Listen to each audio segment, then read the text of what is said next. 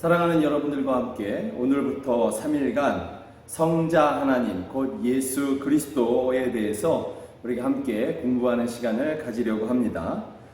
첫째 날은 예수님의 신성, 예수님은 하나님이신가 라는 것과 그리고 이 땅에 태어나신 탄생 그리고 죽으심에 대해서 우리가 함께 보려고 하고요.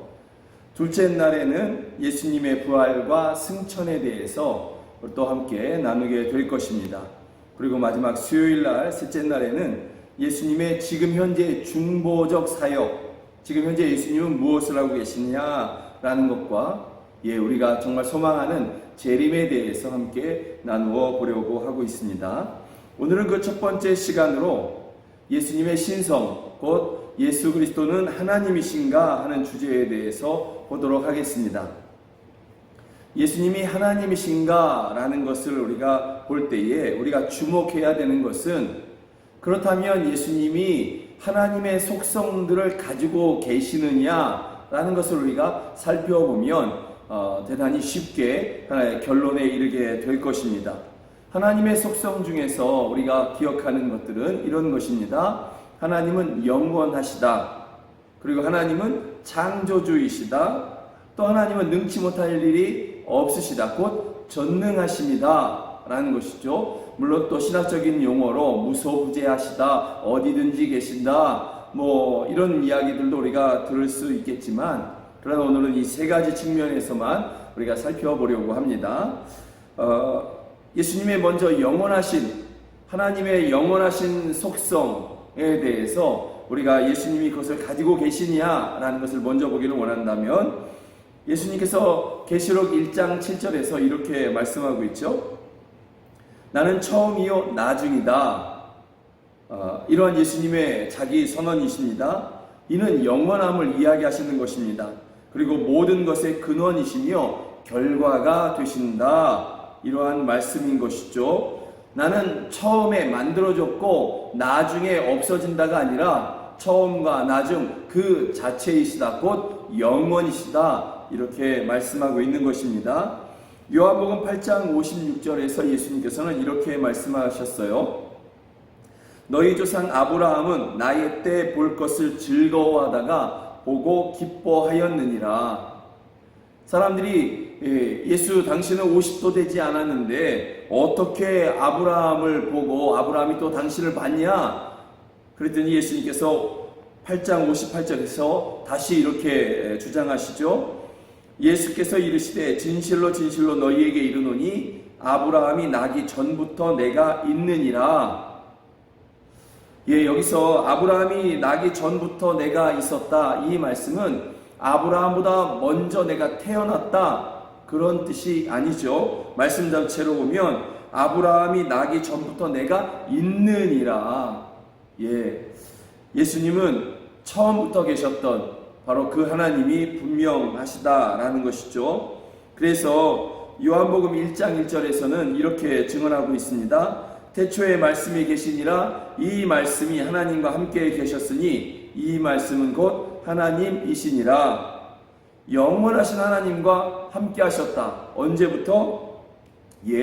태초 전부터, 태초부터 그렇게 영원하신 하나님과 함께 하셨다라는 거죠. 태초에 예수님이 만들어지신 것이 아니라 태초에 예수님이 온 세상을 하나님께서 만드실 때, 성부 하나님께서 만드실 때에 성자 예수님도 그때 태어났다 이런 것이 아니라, 역시 말씀은 태초에 말씀이 계시니라. 이미 태초 이전부터 계셔왔다. 그런데 그 말씀이 하나님과 함께 하셨다라는 것이죠.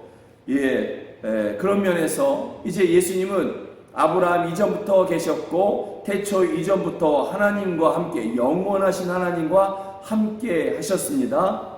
그래서 하나님의 속성 중에서 영원하심을 갖고 계신 그러한 예수님으로서 예수님은 또한 하나님이 되신다라는 것입니다. 또한 예수님은 창조주이십니다. 창조주로서 하나님이 되시죠. 창세기 1장 1절에서 태초에 하나님이 천지를 창조하시니라 이렇게 말씀하고 있습니다. 여기서 태초에 하나님이, 그럴 때 이것을 원어로 보면, 히브리어로 보면 엘로힘 이렇게 되어 있습니다. 엘로힘은 복수예요. 그래서 우리말로 쉽게 얘기하면 태초에 하나님들이 천지를 창조하셨다, 이렇게 번역할 수 있는 것이죠. 그런데 여러 신을 이야기하는 것이 아니라 태초에 하나님이, 곧 태초에 하나님들이, 그러지만 또한 이것은 한 분 하나님을 이야기합니다. 곧 놀라운 하나님의 존재 속성, 곧 삼위일체에 대해서 말씀하고 있는데요. 다만 이 삼위일체에서 삼위, 곧 성부 하나님, 성자 하나님, 성령 하나님이 함께 계셨고 함께 천지를 창조했다, 이렇게 원어로 표현하고 있는 것입니다. 그래서 요한복음 1장 3절에서는 만물이 그로 말미암아 지은 바 되었으니 지은 것이 하나도 그가 없이는 된 것이 없느니라. 예수님이 곧 창조주다, 이렇게 말씀하고 있는 것입니다. 그러므로 예수님은 창조주로서 하나님이 되십니다. 또한 예수님은 이렇게 말씀하셨습니다. 마태복음 28장 18절에 보면 예수께서 나와 말씀하여 이르시되 하늘과 땅의 모든 권세를 내게 주셨으니, 이것은 예수님의 선언입니다. 또 요한 사도는 요한계시록에서 1장 8절에 보면 주 하나님이 이르시되 나는 알파와 오메가라, 이제도 있고 전에도 있었고 장차 올 자요 전능한 자라 하시더라. 예, 여기 보면 주 하나님이, 그런데 그 하나님이 어떤 하나님? 장차 오실 분은 누군가요? 예수 그리스도시죠. 요한계시록 1장 8절의 마지막에 장차 오실 예수 그리스도, 곧 하나님이신 예수님은 전능한 자라, 이렇게 말씀하고 있는 것입니다. 그런데 놀라운 것은요, 이것이 정말 예수님의 전능하심이 우리에게 어떤 위로가 있느냐? 예, 주님의 전능하심은 예수님을 믿는 사람들을 향해서 베풀어 주고 있습니다. 베풀어 지고 있다라는 뜻이죠. 마가복음 9장 23절에서 예수께서 이르시되 할 수 있거든이 무슨 말이냐? 믿는 자에게는 능치 못할 일이 없느니라 하시니, 예, 그 아들이 귀신 들려서 고통하는 그 아비가 예수님께 물어보는 것이죠. 말하는 것이죠. 할 수 있거든 내 아들을 고쳐달라고. 그때 예수님께서 할 수 있거든이 무슨 말이냐? 믿는 자에게는 능치 못할 일이 없느니라. 주님이 행해 주시겠다는 거죠. 누구에게? 믿는 자에게. 주님의 전능하신 그 능력이 믿는 자를 향해서 베풀어지는 것입니다. 그러므로 예수님의 이 전능하신 이 능력을 볼 때에 예수님은 하나님이 분명하시다라는 것입니다. 이렇게 예수님에게는 영원하심의 속성이 있었고 창조주로서의 속성이 있었고 전능하심으로서의 속성을 가지고 계시는 것이죠. 그러기에 예수님은 하나님이 분명하신 것입니다. 그래서 성자 하나님, 아들 하나님, 우리가 이렇게 부르는 것입니다. 하나님으로서 예수님께서 이 땅 가운데 오신 것, 이것을 우리가 성육신이다, 이렇게 표현합니다. 성육신, 곧 거룩한 육체로 이 땅 가운데 태어나셨다, 이것을 우리가 말하고 있는 것이죠. 그런데 우리가 예수님의 탄생, 곧 성육신에서 우리가 정말 주목해야 되는 것은 바로 동정녀 탄생입니다. 마태복음 1장 18절에서는 이렇게 증언하고 있습니다. 예수 그리스도의 나심은 이러하니라. 그의 어머니 마리아가 요셉과 약혼하고 동거하기 전에 성령으로 잉태된 것이 나타났더니, 예, 여기서 강조하는 것은 동거하기 전에, 그리고 성령으로 잉태된 것, 이것을 강조하고 있습니다. 동정녀 탄생이라는 것은 남자를 알지 못하는 처녀가 아이를 가졌고 아이를 낳았다라는 것이죠. 성경은 이러한 초자연적인 역사가 성령으로 말미암아 되었다, 이렇게 증언하고 있는 것입니다. 그러면 왜 우리가 예수님의 동정녀 탄생을 주목해야 될까요? 또 예수님은 왜 동정녀를 통해서 태어나셔야만 하느냐라는 것이죠. 그 이유는 죄에 있습니다. 아담의 원죄, 아담으로부터 물려받는 원죄에 있다라는 것이죠. 아담, 곧 요셉의 후손으로 오신다고 할 때에 예수님은 그 자체로 죄인으로 이 땅 가운데 오실 수밖에 없습니다.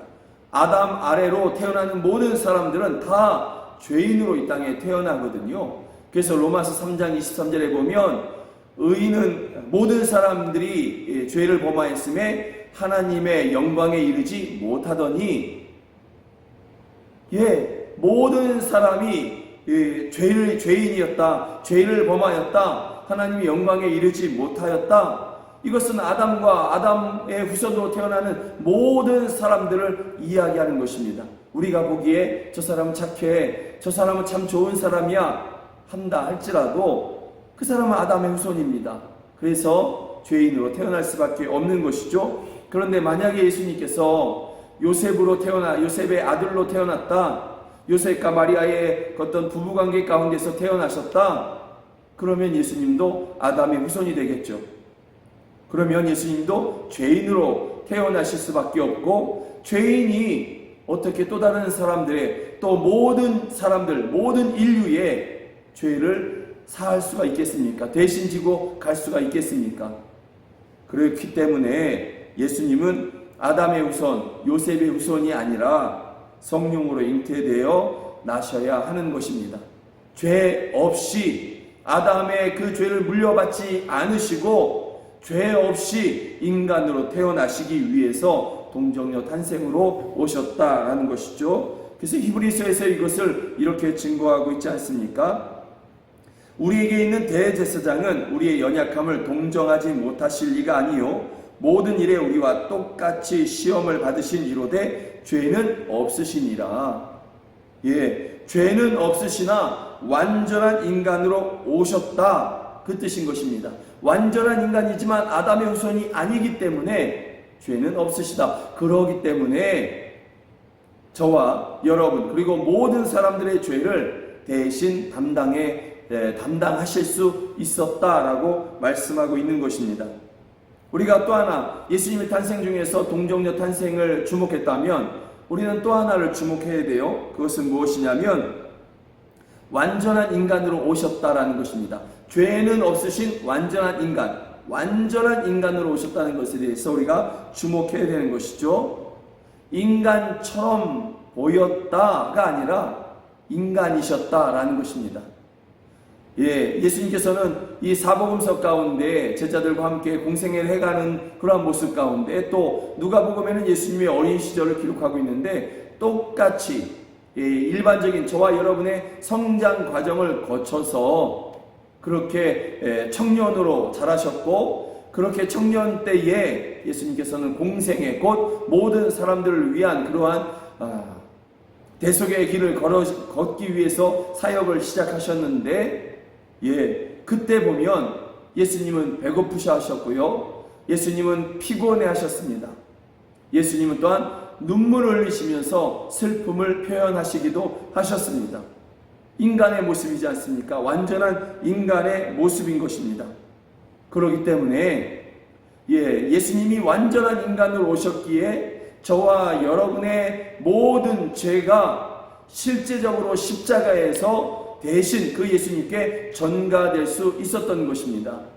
예수님이 만약에 인간처럼 보이셨다, 인간은 아니지만 인간처럼 보이셨다, 이게 예전에 있었던 그러한 이단들의 모습이거든요. 양태론 이런 것들도 있고, 반인 반신 이러한 모습들, 형태론 이런 이단들의 주장들이 있었지만, 만약에 예수님이 완전한 인간이 아니라 인간처럼 보이셨다 그런다면 십자가에서 우리의 죄를 사하신 것입니까? 아니면 사하신 것처럼만 보이는 것입니까? 실제적으로는 사함이 될 수가 없는 것이죠. 사한 것처럼 보이지만 죄는 그대로 우리에게 남아있게 되는 것이죠. 예수님은 그래서 완전한 인간으로 오셔야만 했던 것입니다.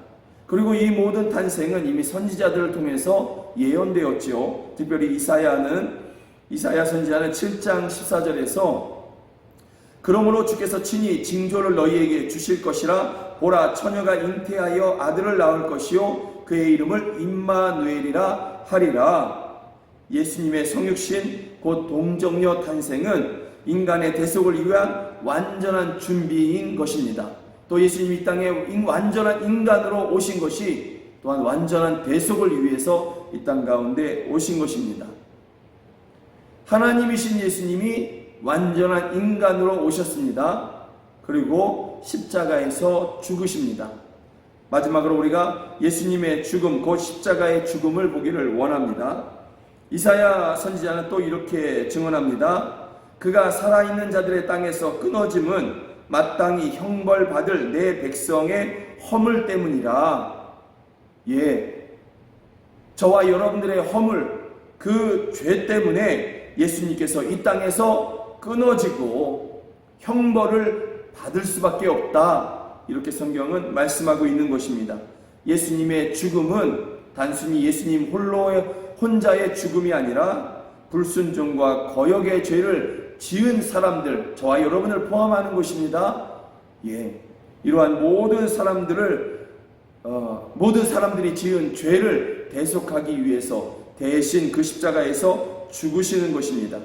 하나님께서는 우리 모두의 죄악을 그에게 담당시키심으로 우리를 구원하시고자 했던 것입니다. 예수님은 십자가에서 죽으셨습니다. 그냥 예수님이 병으로 죽으시지 않으셨습니다. 예수님은 꼭 십자가에서 그 나무에 달려 죽으셔야만 했는데, 그러면 왜 굳이 나무 십자가냐라는 것이죠. 이 나무에 달리는 것, 십자가에 달리는 것, 이것에 대해서 신명기 21장은 이렇게 말씀하고 있습니다. 나무에 달린 자는 하나님께 저주를 받음이니라. 죄인이 나무에 달려서 죽게 된다. 이것이 하나님의 심판이다 라는 것이죠. 이러한 하나님의 심판에서 벗어날 사람이 아무도 없다라는 것이죠. 그래서 예수님께서 그 나무 십자가에서 매달려서 죄로 말미암은 저주를 예수님께서 다 짊어지시고 가시는 것입니다. 그래서 여러분, 예수님이 십자가 위에서 하신 말씀을 7마디 말을 가상칠언이라고 하는데요, 그 중에 한 말이 이것입니다. 엘리 엘리 라마 사박다니, 나의 하나님 어찌하여 나를 버리셨나이까.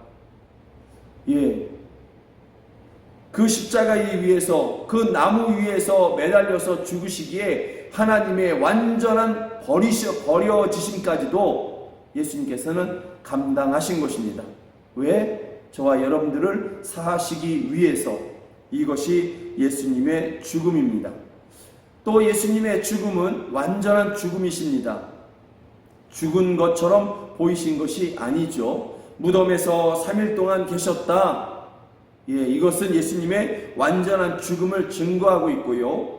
또 이방인 군사들이 예수님의 몸을 창으로 찌르지 않습니까? 거기에 예수님께서 창에 찔렸을 때에 물과 피를 흘렸다, 물과 피가 나왔다, 이렇게 성경은 증거하고 있죠. 산 사람의 몸을 찌르면 피가 나오게 되어 있습니다. 그러나 죽은 사람의 몸에서는 그 몸에 찌르면 물과 피가 함께 나오게 되는 것이죠. 그래서 이것은 또한 예수님의 완전한 죽음을 이야기하고 있고요. 이것을 그 이방인이, 그리고 그 십자가 밑에 있던 예수님의 제자가 친히 보고 이것을 증거해 주고 있는 것입니다. 예수님의 죽음은 완전한 죽으심입니다.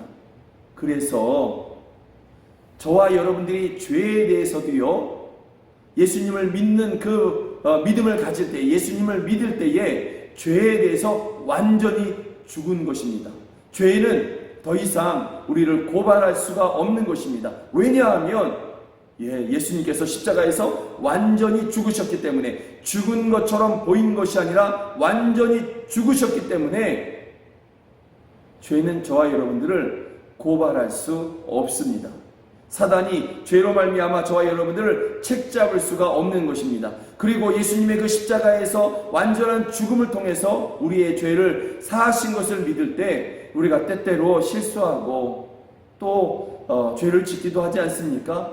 그러나 그 즉시 우리를 위해서 죽으신 그 예수님을 힘입어서 회개하며 나아갈 때 하나님은 미쁘시고 의로우셔서 우리의 모든 죄를 사하시고 모든 불의함에서 우리를 또한 건져 주시는 것입니다. 예수님은 십자가에서 완전히 죽으심으로 저와 여러분들을 대신해 죽으셨고, 이제는 저와 여러분들이 의에 대해서 살게 하신 것입니다. 사랑하는 여러분, 예수님은 완전한 하나님이십니다. 그리고 이 땅 가운데 완전한 인간으로, 다만 죄 없이 그렇게 동정녀 성령의 잉태로 말미암아 동정녀 탄생으로 이 땅 가운데 오신 것입니다. 그리고 그 예수님이 죄 없으신 예수님께서 완전한 죽음을 그렇게 당하셨기에 저와 여러분들이 또한 구원을 얻을 수 있는 것입니다. 죄에 대하여 죽고 의에 대하여 살게 된 것입니다. 오늘 이 하루도 의에 대하여 산 그러한 주님의 백성으로 그렇게 믿음으로 승리하시기를 주의 이름으로 축복합니다. 고맙습니다.